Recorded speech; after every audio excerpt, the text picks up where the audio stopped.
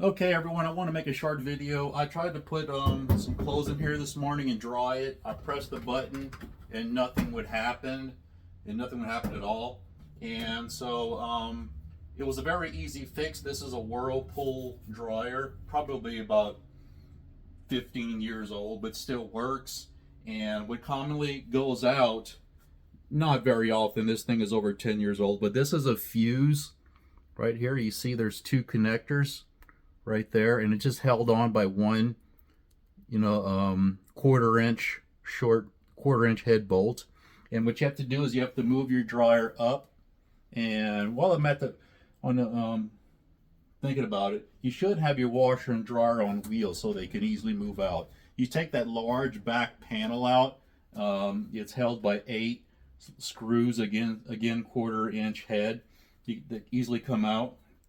And you'll see it. It's like, here's like the back of the washer, and then you'll see this thing screwed in. It's just the only little white piece. And right there, and then if anything, when you disconnect it, you want to remember which wire is top and which one is bottom. I don't know if it makes a difference, but I did. I just bent the top wire upward.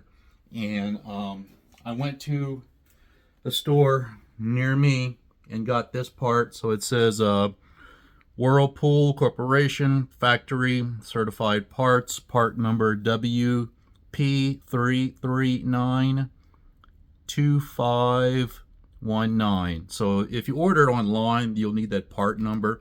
And it was tax and all, it was $16. So very easy fix. Again, part WP3392519.